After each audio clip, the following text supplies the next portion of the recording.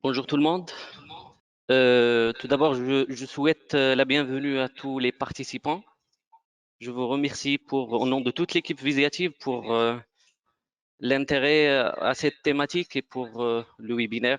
Donc, on vous remercie énormément.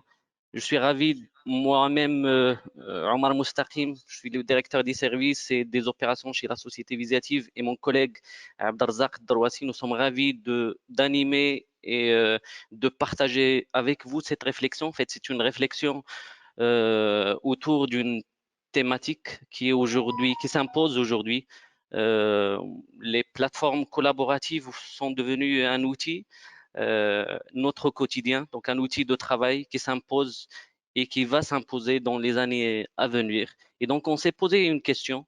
Est-ce que cette plateforme, c'est un choix stratégique ou c'est juste une tendance et donc ou un effet de mode qui risque de disparaître du jour au lendemain. Donc, on va essayer euh, de dresser cette thématique suivant plusieurs axes. Donc, je vais commencer, si vous le permettez, par une petite introduction. En fait, c'est des chiffres que, en tout cas, je les trouve impressionnants.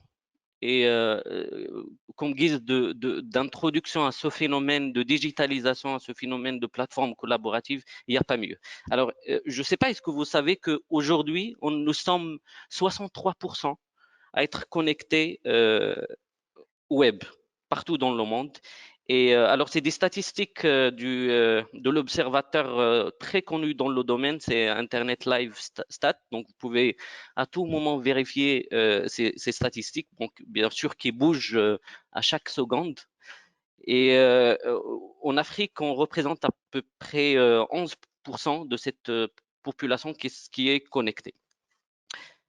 Donc, alors, si on prend juste en 2020, mais c'est une moyenne annuelle, c'est 4 milliards à peu près, donc 5 milliards de nouveaux internautes qui rejoignent cette communauté d'individus connectés à l'Internet.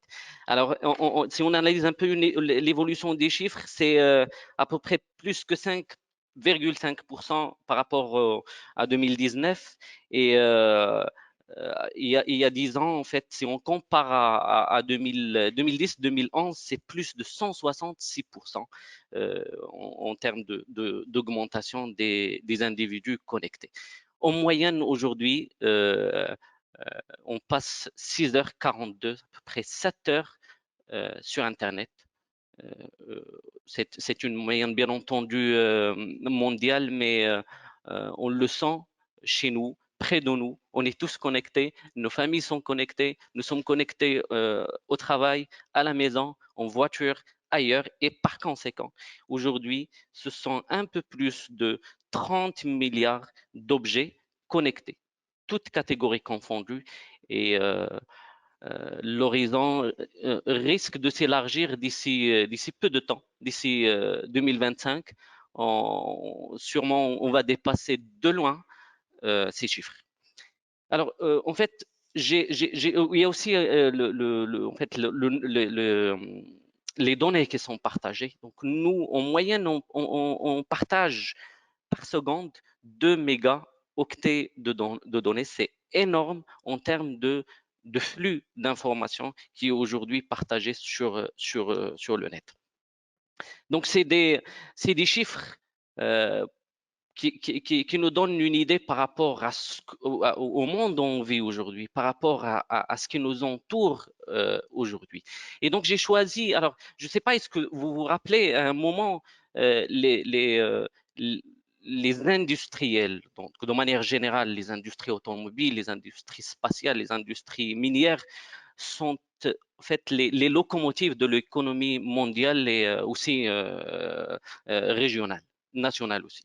Aujourd'hui, les fleurons de l'économie mondiale, ce sont des entreprises du digital, ce sont des entreprises du domaine des systèmes d'information et des plateformes collaboratives. Donc aujourd'hui, on parle des GAFAM, on parle des Natube, on parle aussi de leur équivalent chinois qui s'impose jour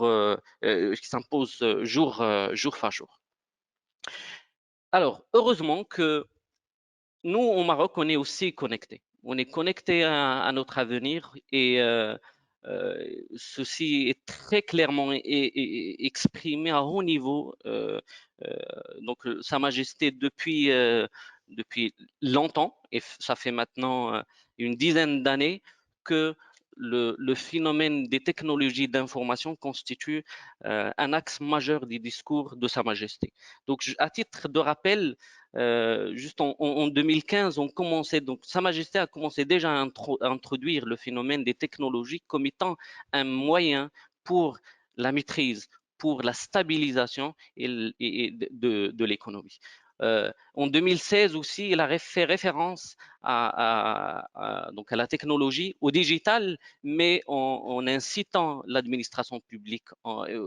C'est à ce moment-là où on a commencé à parler de l'administration électronique et de l'importance d'intégrer donc la technologie dans les services et dans l'accès des usagers à l'information et à l'administration publique de manière générale. Le phénomène, bien entendu, s'accentue et donc en 2018, Sa Majesté a mis l'accent sur les services publics et sur la démocratisation de l'accès à l'information et aux services publics de manière générale. Et on parle des e-services et du e-gouvernement. Donc, maintenant, parallèlement aux discours royaux, bien entendu, il y a des actions, il y a des programmes gouvernementaux qui ont accompagné cette dynamique dans laquelle notre pays s'est inscrit bien avant. Et alors, bien entendu, au début des années 2000 ou même un peu avant, c'était le secteur public qui était le porteur de cette dynamique. Et donc, à l'époque, on assistait pardon, à des grandes entreprises qui installaient, ou en tout cas qui mettaient en œuvre ou en place des logiciels de gestion intégrée, des ERP ou des logiciels de conception assistés par ordinateur, etc. À partir de 2013, un plan gouvernemental, donc le plan Maroc numérique 2013, a été mis en place et beaucoup d'actions dans le domaine de l'encouragement des entreprises de manière générale, mais les PME et les TPE de manière particulière, afin de les embarquer dans cette dynamique de développement du digital au Maroc. On est suivi le plan Maroc numérique 2015-2020. Et c'est là où vraiment les bases de l'administration digitale et des services aux citoyens et aux usagers ont été mises en place. Et puis le noyau de l'Agence de développement du digital a été posé. Donc, aujourd'hui, la vision du Maroc, elle est claire et elle a été exprimée à partir du moment où l'Agence du développement du digital a été née. Et son objectif principal, c'est vraiment d'accélérer la digitalisation des services publics de manière particulière, mais la digitalisation, la connectivité de toutes les composantes de l'écosystème de notre pays, donc dans le cadre d'un plan qui, qui a comme objectif de digitaliser les administrations publiques d'ici 2025. Donc, l'administration digitale, le renforcement de l'écosystème digital privé public à travers des programmes mis en place, mais aussi justement le recours aux plateformes collaboratives comme un levier de performance, comme un levier de développement économique dans notre pays. Tout cela n'a pas pu être réalisé, ou en tout cas les résultats qui sont aujourd'hui très prometteurs, sans un écosystème engagé, composé à la fois d'acteurs publics, privés, d'organismes, d'ONG et d'associations aussi de professionnels. Là, j'ai choisi quelques exemples. Aujourd'hui, l'un des acteurs majeurs du digital et des systèmes d'information, c'est l'association des utilisateurs des systèmes d'information, donc l'OSIM. Il y a aussi le représentant officiel des professionnels des systèmes d'information, donc l'APB. Aujourd'hui, comment dire, euh, l'arme, ou si vous voulez, la main, la main droite du gouvernement dans la stratégie de digitalisation, l'agence de développement du digital. Et bien entendu, il y a aussi des observateurs et des observatoires sous le tutelle du ministère de l'Industrie et de l'économie numérique ou d'autres organismes. Aujourd'hui, on sent une synergie entre tous ces acteurs et dont l'objectif est vraiment de faire avancer notre écosystème de digital et les plateformes collaboratives, bien entendu.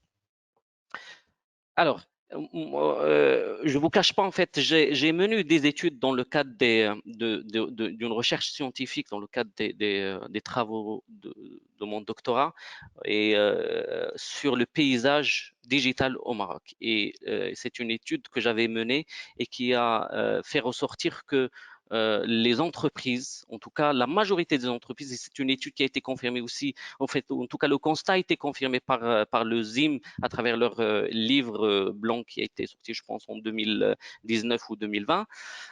Aujourd'hui, les entreprises sont très bien équipées. On différents types d'outils digitaux, d'outils informatiques. Donc, il y a des CRM, des outils décisionnels, des ERP, des outils de gestion de la procédure d'achat, bien entendu les emails qui sont aujourd'hui un outil, l'outil favorisé pour les échanges professionnels, et aussi les systèmes d'information collaborative ou les plateformes digitales collaboratives. Et donc, il est très évident de se poser la question par rapport à ce phénomène et de pouvoir, bien entendu, l'identifier et trouver une définition à la transformation numérique de manière générale et aux plateformes digitales. Donc, on a choisi trois acteurs majeurs de ce domaine, de cette sphère. Donc, la définition donnée par Florence Jekyll, donc, qui est l'auteur du livre Le projet collaboratif, et c'est une spécialiste du domaine du digital et des plateformes collaboratives, et c'est une ancienne de plusieurs leaders dans le domaine. Donc, pour elle, la transformation numérique, c'est un concept né en 2010 et le résultat de l'évolution des techniques informatiques et leur impact sur les organisations. Alors, juste pour signaler, parce que c'est important de bien définir le concept, leur impact sur les organisations, c'est la dimension humaine, en fait, de la transformation digitale. Ce n'est pas que les outils et que le soft et le hard, mais aussi il y a une dimension humaine dans la transformation digitale. Notre ministère Moulay Hafid Al-Alami, qui est un prêcheur de la digitalisation, pour lui, la transformation numérique, c'est vraiment une source d'opportunités, d'investissement et d'emploi. Alors, d'investissement, que ce soit pour les entreprises du digital, mais aussi pour les entreprises utilisatrices de ces plateformes, parce que c'est l'occasion de chercher de nouvelles opportunités et à travers le digital. De nouveaux emplois vont être créés. Des études montrent que d'ici 2030, le marché de l'emploi subira un bouleversement énorme. De nouveaux emplois vont apparaître et des emplois vont disparaître par la force des choses. Le président du groupe Michelin, pour lui, la digitalisation n'est pas une fin. Ce n'est pas le but cherché en lui-même, c'est un moyen, c'est essentiel de survie. Donc là, on met l'accent sur la survie des entreprises, des organismes, si on ne s'inscrit pas dans cette logique de digitalisation. Sa survie est mise en cause. Les entreprises qui ne l'auront pas intégrée sont menacées de disparition, et donc c'est un grand dirigeant qui le dit. Bien. Alors moi, je voulais aussi, parce que aujourd'hui on parle du digital, des plateformes collaboratives, mais c'est important aussi de tracer l'historique, l'évolution. À un moment où l'informatique fait son apparition, donc dans les années 80, l'accent, il était plus mis sur la productivité, l'amélioration de la productivité, de la réactivité de l'entreprise et surtout sur l'amélioration des processus internes. Donc, on parlait donc les premiers outils de gestion, il était orienté vraiment optimisation de la gestion interne, la conception des produits. Donc, c'est là où les ERP, c'est là où les MRP, c'est là où la conception assistée par ordinateur a été initié. À un moment aussi, dans les années 90 et début 2000, c'est l'ère du décisionnel. C'est là où on avait de la data qui était produite par les outils précédemment cités. Et à ce moment-là, on cherchait la compétitivité et l'efficacité à travers l'exploitation des données, de la data extraite à partir de ces systèmes. Mais à partir du moment où on commence à parler du digital et du collaboratif, que ce soit en interne ou en externe, on a commencé à ouvrir le système d'information qui était cloisonné, qui était, si vous voulez, donc, comment dire, limité physiquement à l'espace entreprise. On l'a exposé à l'écosystème et on a essayé de chercher de nouvelles opportunités, de nouveaux services, donc de la valeur ajoutée à travers ces outils. On cherche aussi à explorer et à démarcher de nouveaux segments et de nouveaux marchés. Et donc, c'est vraiment l'évolution, si vous voulez, partant de l'informatique au digital collaboratif. Donc, quand on parle bien entendu des plateformes collaboratives, c'est une panoplie. Il y a énormément d'outils. Moi, j'ai essayé un peu de les regrouper en 6 catégories, en 6 grandes catégories en fonction de l'usage. Donc, il y a des outils qui sont aujourd'hui à disposition, que ce soit pour les entreprises ou pour les particuliers. Aujourd'hui, donc, il y a des outils qui sont orientés vers le stockage, le partage des documents, la gestion électronique des documents. Donc, vous connaissez sûrement certains, donc Google Drive, OneDrive, etc. MoveApps aussi, MoveApps Drive.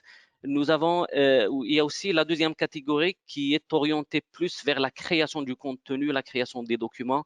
Donc, je ne vais pas m'attarder sur les types et sur les outils. Donc, il y a Word, Excel que vous connaissez tous.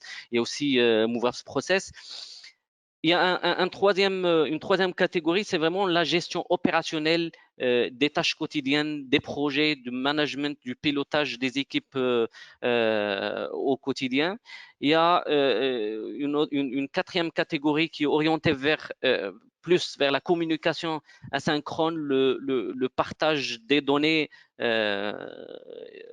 donc en direct, plutôt en asynchrone. Et puis, une autre catégorie qui est orientée vers la communication en temps réel.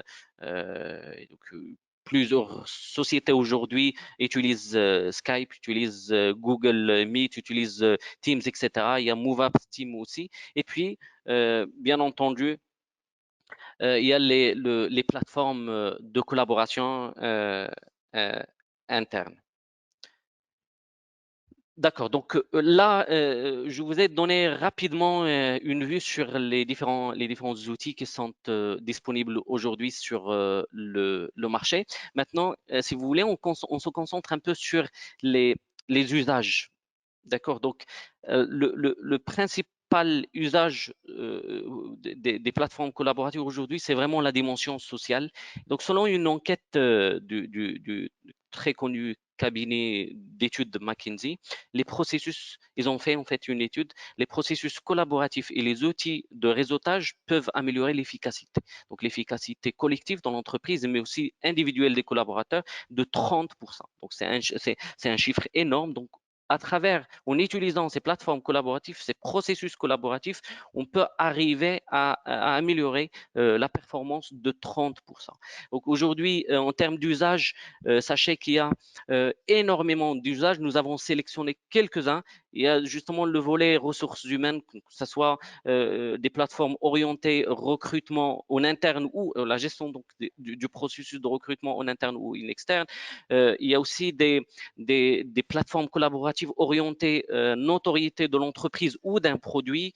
Nous sommes dans une période des élections. Vous savez qu'une grande partie de ces outils a été utilisée par partis pour booster leur campagne électorale et pour avoir les retours et les avis, les sondages sur le déroulement de la campagne. Il y a bien entendu des outils orientés marketing et communication, prospection. Il y a des outils qui sont en fait mis à disposition de la force de vente, que ce soit en itinérance ou sédentaire, qui vise vraiment à accroître le chiffre d'affaires de la force de vente des entreprises. On assiste aujourd'hui à un autre phénomène, c'est vraiment la participation des consommateurs dans la conception des produits. Donc, dès la naissance des maquettes, on associe les clients dans cette démarche de conception à travers donc la recherche de leurs avis, et c'est un phénomène itératif qui permet de sortir un produit qui va répondre aux besoins futurs de ces produits. Pour moi, c'est une fonction classique des plateformes collaboratives, c'est la prévente, c'est les relations clients, c'est le support avant-vente. Donc, vous le connaissez tous, que ce soit dans le domaine des IT ou d'autres domaines d'activité, les plateformes digitales ont toujours servi comme étant un moyen pour faire des réclamations ou pour remonter des retours par rapport à l'exploitation des produits et des services. Bien entendu, il y a aussi un volet de communication. Donc, la communication dans toutes ses dimensions, internes pour les collaborateurs, externes vis-à-vis des partenaires clients et fournisseurs. Et bien entendu aussi une dimension aujourd'hui qui s'impose, c'est vraiment des plateformes de discussion, des forums et de partage d'informations. Donc le knowledge management aujourd'hui s'impose, l'intelligence collective, la partage de l'expérience, des documents, des connaissances des entreprises tourne autour des plateformes pour à la fois sauvegarder le patrimoine, mais aussi le mettre à disposition des anciens et des nouveaux collaborateurs. L'accompagnement des équipes au quotidien, donc que ce soit les nouveaux collaborateurs qui vont intégrer l'entreprise ou l'organisation, ou même l'accompagnement des collaborateurs dans leur carrière, dans l'évolution de leur carrière en interne de l'entreprise. Aujourd'hui, les plateformes collaboratives sont un outil incontournable.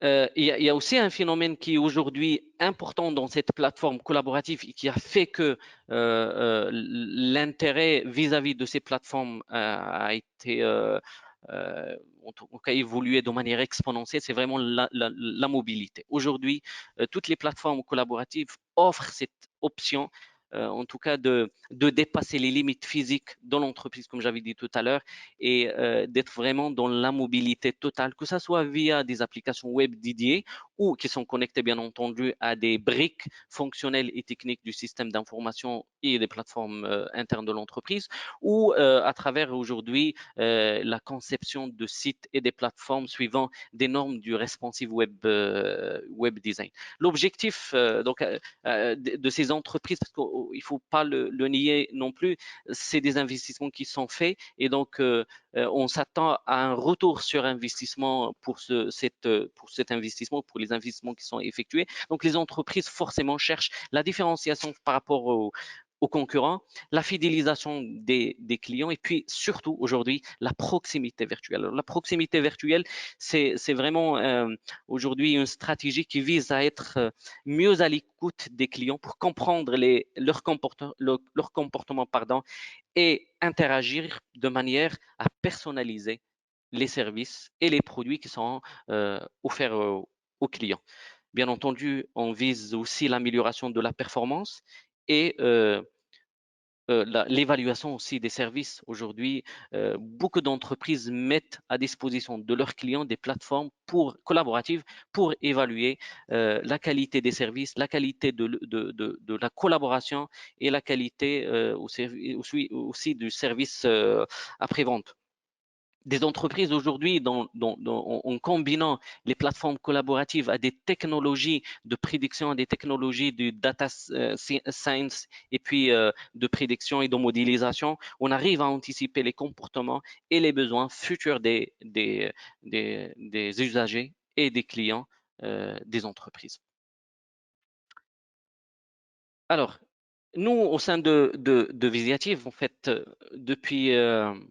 depuis la création de l'entreprise, et nous avons mis en place en tout cas une stratégie, une ligne stratégique qui a guidé toutes les actions de l'entreprise, que ce soit dans le développement des produits, des services qu'on offre, que ce soit dans notre action commerciale ou action sociale. Nous avons, en tout cas, les premiers créateurs de l'entreprise ont inventé la notion de l'entreprise plateforme intelligente qui est censée en fait engager les collaborateurs dans cette logique de collaboration, de partage.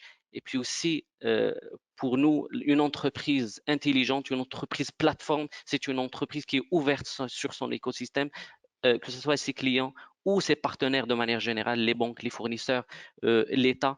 Et donc, Laurent Fiard, qui est notre président directeur général, pour lui, l'entreprise doit se plateformiser. Voilà, donc le terme qui est utilisé, avec l'ensemble de ses collaborateurs, donc en interne, mais aussi avec son écosystème dans un état d'esprit d'innovation frugale. Voilà, donc ce sont les mots de notre président. Et si vous voulez, cet esprit de collaboration, il est présent dans nos actes de chaque jour au sein de notre entreprise qui est Visiative, à travers 4 axes, si vous voulez, stratégiques. Donc, nous mettons l'accent sur l'expérience collaborateur en interne. Aujourd'hui, on utilise des plateformes collaboratives pour partager l'information, partager l'expérience, communiquer au sein de notre groupe, au sein du groupe Visiative. Donc, nous sommes convaincus que la valeur se trouve dans l'interaction, dans la synergie humaine. Nous sommes aussi convaincus que la responsabilité donc de nos organes, de nos départements de développement est très importante.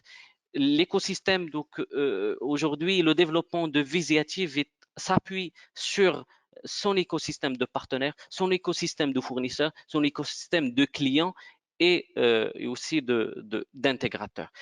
L'empreinte sociétale n'est pas négligeable non plus et environnementale dans notre ligne stratégique. Et donc, chaque jour, on voit notre entreprise s'engager à travers des plateformes collaboratives vis-à-vis des ressources humaines de l'entreprise ou aussi de son environnement immédiat. Voilà, donc j'ai essayé un peu de passer de manière générale sur les différents aspects théoriques, si vous voulez, mais aussi quelques éléments concrets des plateformes collaboratives. J'espère que je n'ai pas été trop long ni ennuyant.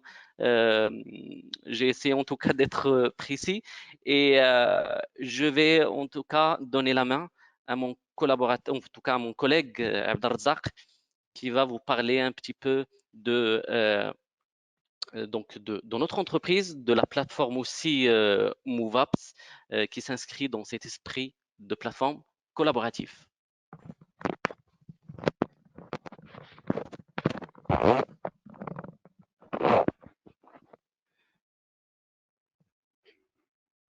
Merci beaucoup, Dr Omar, pour cette belle introduction. Donc, alors, juste pour reprendre, non, c'est bon. Juste pour reprendre en fait le point, enfin le point très important qui fait l'alliance entre l'humain et le digital, c'est une représentation comme on peut voir aujourd'hui. J'adore ce slide qui rejoint le digital représenté par la marque Visiative et bien sûr l'importance de l'humain dans ces objectifs de digitalisation. Donc, quelques chiffres sur Visiative Software. Donc, nous avons réalisé un chiffre d'affaires de 203 millions d'euros sur l'exercice passé avec un EBITDA supérieur à 7%, ce qui montre un peu la santé financière malgré en fait, les contraintes sanitaires que toute la planète a connues. Nous comptons aujourd'hui plus de 1000 collaborateurs à travers le monde, dont une soixantaine au Maroc au service de ses clients secteur public et secteur privé. Nous comptons plus de 18 000 clients en production qui utilisent notre plateforme MoveApps avec un chiffre d'affaires très parlant qui représente quand même 70% de notre chiffre d'affaires global, ce qui montre un peu le niveau de relation qu'on a avec nos différents clients. Comme on dit, c'est un mariage catholique. Donc, on est là pour proposer en fait, des solutions, pour accompagner, pour assister nos clients pour qu'ils puissent arriver à atteindre leur objectif.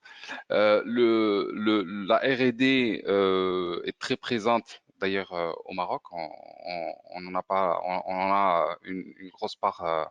Enfin, la part du lot, elle est présente ici physiquement au Maroc, ce qui nous donne un avantage concurrentiel. C'est-à-dire que nos équipes R&D, ils sont là, ils sont conscients, ils connaissent les problématiques de nos clients. Et bien évidemment, nous sommes implantés sur 10 pays, notamment le Maroc, on est une filiale en fait qui est là pour être présente, pour couvrir les besoins du marché local marocain et bien sûr le reste du continent africain. Aujourd'hui, la plateforme,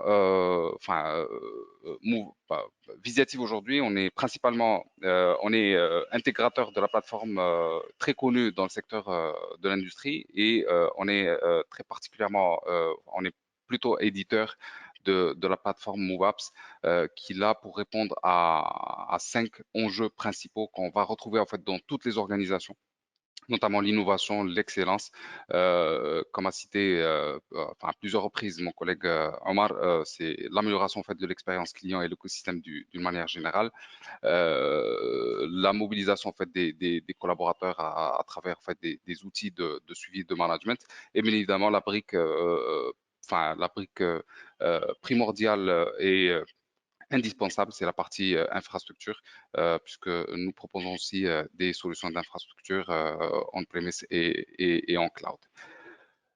MoveApps aujourd'hui, comme l'a dit Omar tout à l'heure, toutes les organisations, qui soient secteur public ou privé, ils sont bien évidemment équipés d'un système d'information existant, des ERP, des PDM, des CRM, etc.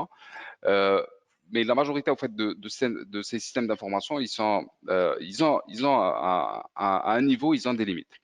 Et c'est là où MoveUp s'est positionné justement pour assurer ou pour digitaliser, dématérialiser en fait tous les processus qu'on appelle les processus satellitaires qui vont tourner autour d'un système d'information donné. Et on a pensé à créer en fait comme on peut le voir sur les briques en haut du slide, des business experience, ce qu'on appelle les business experience. C'est des scénarios qu'on va trouver pratiquement chez la majorité des clients. Toutes les organisations aujourd'hui, juste pour vous donner un exemple, ont besoin de gérer les ressources humaines. Il y a des processus qui sortent au fait ou qui tournent autour du système d'information de paie, par exemple, à travers ce qu'on appelle chez nous des apps. Ce sont un module en fait qui intègre plusieurs applications qui vont répondre aux besoins de gestion des demandes de congés ou des attestations administratives internes ou les notes de frais, etc. Donc, il y a une douzaine d'applications, c'est-à-dire d'entrée à 80%, ils vont répondre à plus de 80% des clients et on s'inquiète pas en fait pour le secteur d'activité. Donc, c'est pas une solution verticale, c'est une solution transversale qui va répondre en fait à tous les besoins secteur public et secteur privé confondus. Et bien évidemment, de la même manière, on adresse les besoins des différents départements. On cite par exemple le département qualité, le département commercial, financier, etc. Bien sûr, tout cela est réalisé à travers des engins, des moteurs. Donc, particulièrement le moteur MoveUp Process aujourd'hui, il vous permet de modéliser, de créer en faisant appel à ce qu'on appelle du low code, à travers la force du studio de MoveUp, ce qui vous permet de dessiner littéralement votre processus et pour générer ensuite les applications que vous souhaitez avoir pour dématérialiser justement vos processus internes. Je vais pas être long, hein, je vais juste partager avec vous quelques références. Ce n'est pas une liste exhaustive, mais c'est les clients en fait avec lesquels on a des success stories. Comme vous pouvez le constater, on est présent on n'est pas forcément spécialisé dans un secteur d'activité en particulier, on est présent pratiquement dans tous les secteurs d'activité, que ce soit l'agroalimentaire, les finances, le BTP, l'industrie lourde, les administrations publiques. On est devenu pratiquement un leader dans le secteur public, le secteur de l'éducation, le secteur de télécommunications, l'enseignement, la formation professionnelle, etc. Alors, je vais partager avec vous, si vous permettez, j'ai juste un petit souci. Je peux vérifier? C'est bon? Donc, je vais partager avec vous un exemple. Bien sûr, on ne peut pas parler de tous les scénarios, mais on a sélectionné en fait les, euh, les clients qui nous ont bien évidemment autorisé à partager leur image de marque et chez qui on a une belle histoire, on a pu digitaliser un nombre très important en fait de processus internes. Je cite l'exemple aujourd'hui de S2M qui est un leader dans son domaine d'activité qui ont fait le choix de la plateforme Mouvas pour les accompagner dans leur projet de digitalisation des processus internes et processus métiers. On peut citer, juste à titre d'exemple, la gestion des processus RH. Hein. Bien sûr, ils ont pu, comme vous pouvez le voir, dématérialiser la gestion des recrutements, les demandes de congés, les évaluations annuelles, les ordres de mission, etc. La gestion aussi du patrimoine documentaire RH, bien sûr à travers la mise en place d'un plan de classement, bien sûr avec la gestion des accès, la sécurisation des accès et bien évidemment la mise en place d'un archive documentaire, enfin un système d'archives électronique justement pour gérer tout le patrimoine documentaire du département RH.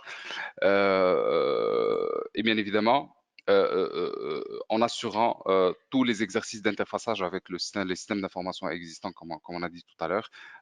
On va pas. L'objectif, c'est de faciliter au fait et d'assurer la transparence aux clients internes, le client final, vraiment l'utilisateur final. Il faut que ça soit transparent pour lui. Donc, tout ça se fait à travers des interfaçages avec les systèmes d'information existants.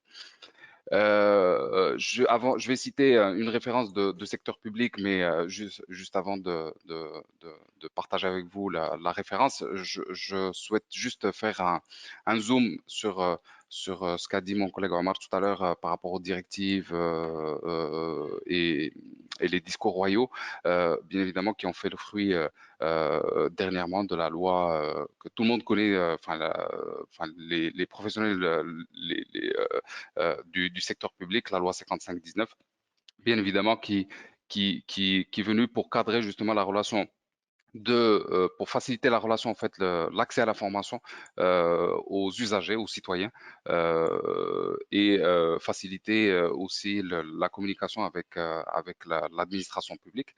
Bien évidemment, la loi, elle cible, enfin, elle a trois axes, la mise en place d'un cadre global d'interopérabilité avec les administrations publiques, la création d'un laboratoire d'innovation, bien sûr, justement pour répondre aux enjeux d'innovation que j'ai cités tout à l'heure, et ensuite la digitalisation pour faciliter au fait l'accès aux services publics à l'usager.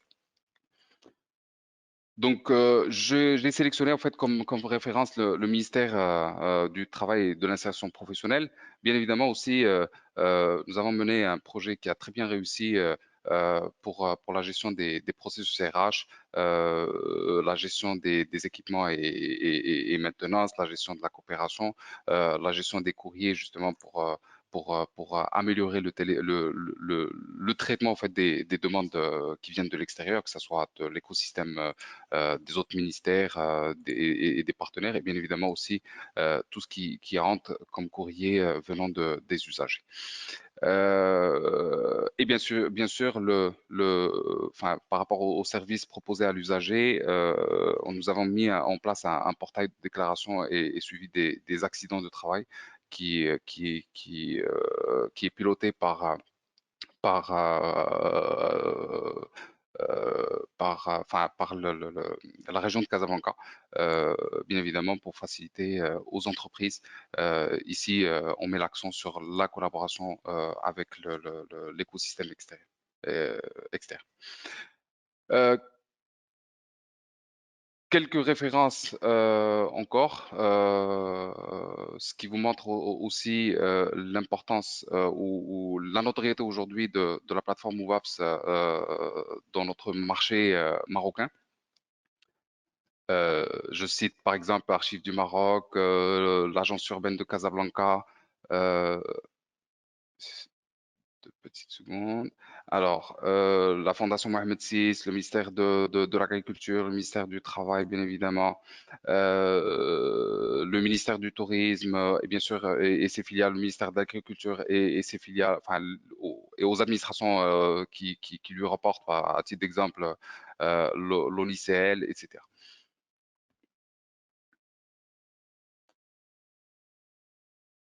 Décidément, j'arrive. Alors, voilà, voilà. Donc, on est arrivé à la fin. Donc, je vous remercie infiniment pour votre patience et espère n'avoir pas été trop long.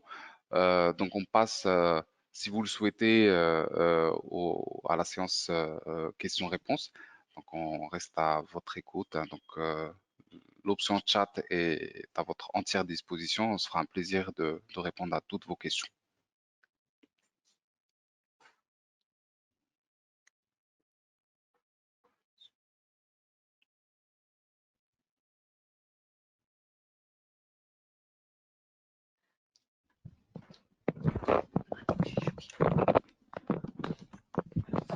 Bien, merci Saad Darzak.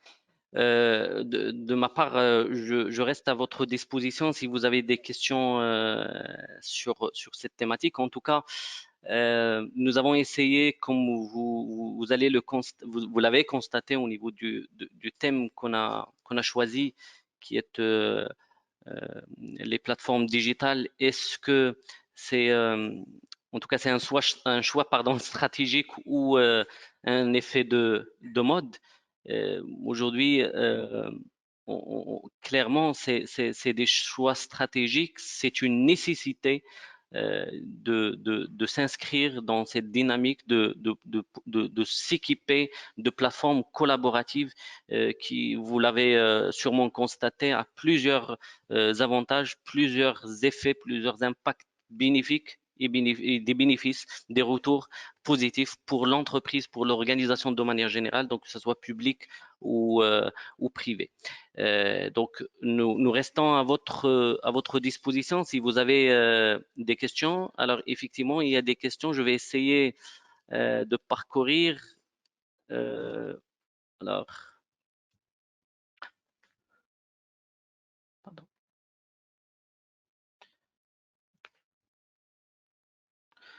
Donc, on va. Oui, alors il y a aussi en fait, il y a des questions et des commentaires. On vous remercie, merci beaucoup pour les appréciations très positives que vous avez par rapport à cette présentation. On vous remercie.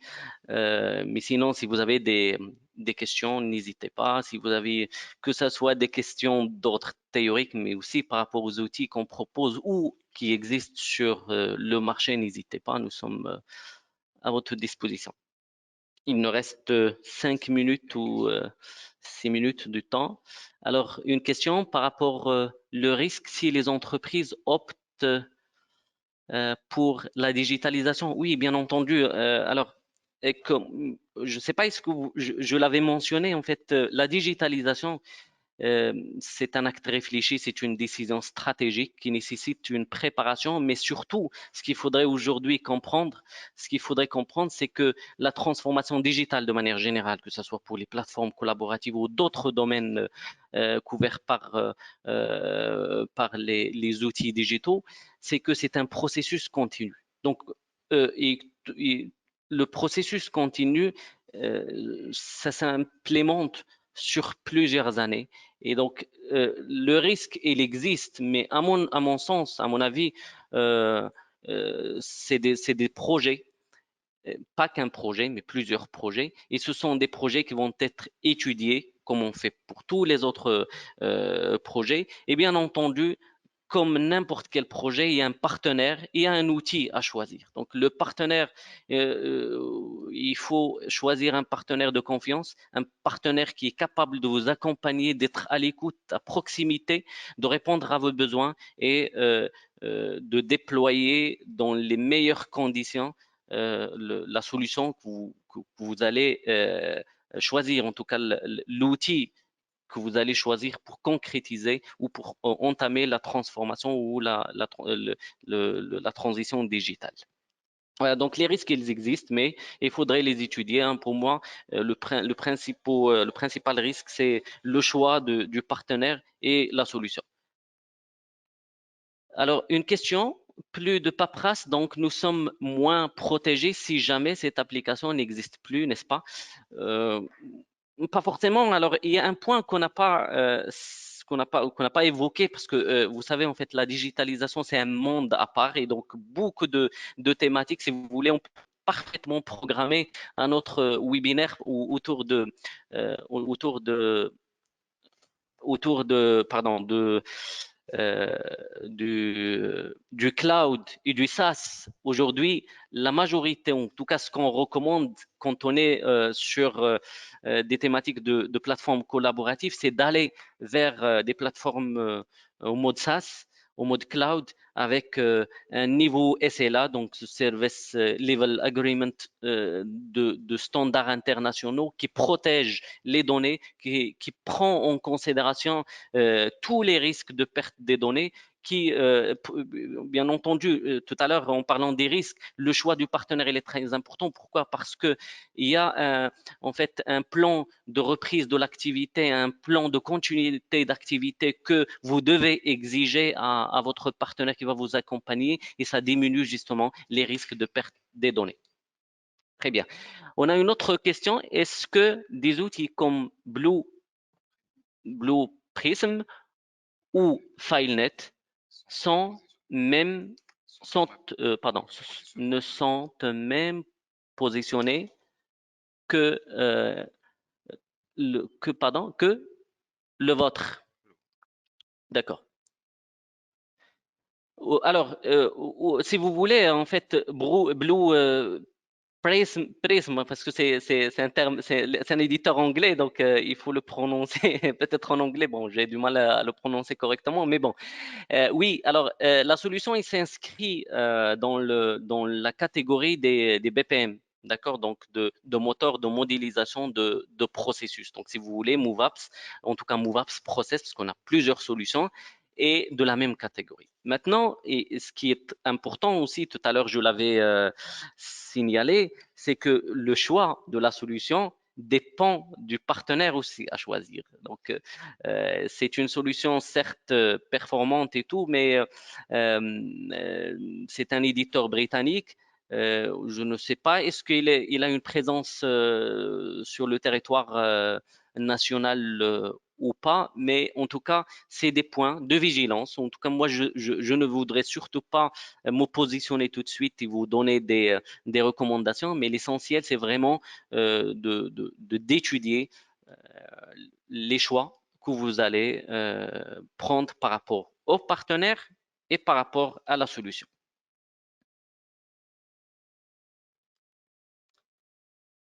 Alors, une autre question, merci pour votre présentation. Quelle est, selon vous, la durée de retour sur investissement suite à la mise en place d'une plateforme digitale?